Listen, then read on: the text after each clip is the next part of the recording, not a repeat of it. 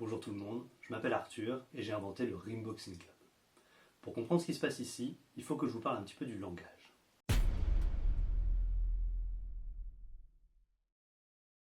Le monde tel qu'on le perçoit est fait d'informations.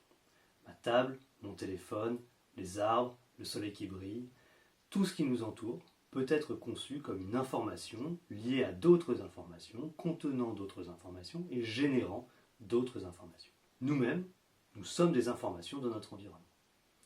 Et nous en percevons un si grand nombre en permanence que notre cerveau doit les hiérarchiser.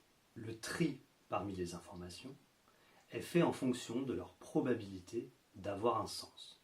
Par exemple, quand vous entrez dans votre salon, le canapé a beaucoup plus de sens pour vous que tout le reste. Le tri se joue en fait entre les informations qui ont immédiatement un sens, par exemple le canapé, les informations qui peuvent être délayées, renvoyées à plus tard, vous chercherez la télécommande, mais après vous êtes assis sur le canapé, et oui, les plantes, on les arrosera, mais demain. Et enfin, les informations qui n'ont pas de sens, qui sont délaissées, voire même qui seront oubliées. Par exemple, vous ne prêtez aucune attention au sol sur lequel vous marchez quand vous entrez dans le salon.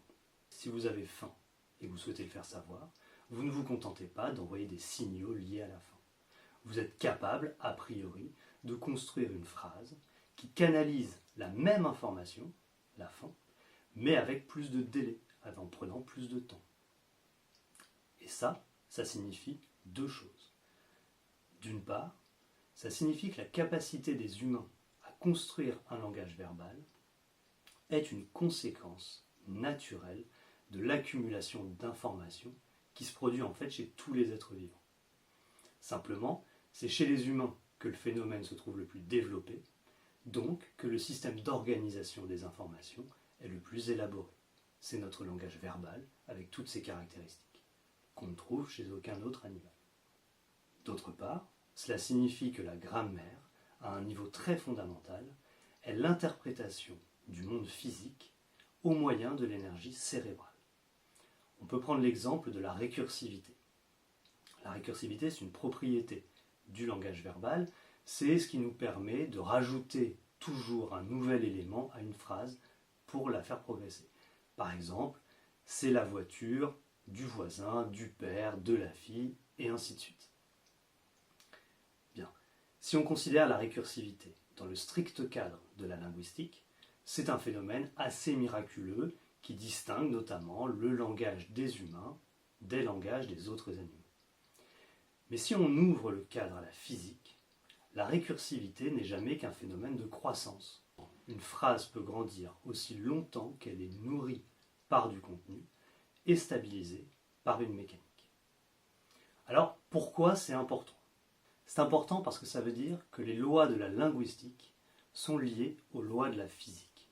Il existe une interface à travers laquelle, dans un sens, la physique produit les mécanismes linguistiques et dans l'autre sens, la linguistique décrit les phénomènes de la physique. Autrement dit, le langage verbal et par extension la littérature dans son ensemble sont des formes particulières de mouvements physiques qui s'observent aussi bien à l'échelle des particules que du cosmos. Cette perspective est importante parce qu'elle invite à penser le langage comme un mouvement et pas uniquement comme un outil de communication. À partir de là, on en vient à décrire et à définir des notions assez vastes et partagées par l'humanité dans son ensemble, telles que l'art, le langage bien sûr, la grammaire, les phrases, les mots. Alors vous allez me dire, et le Rimboxing Club dans tout ça ?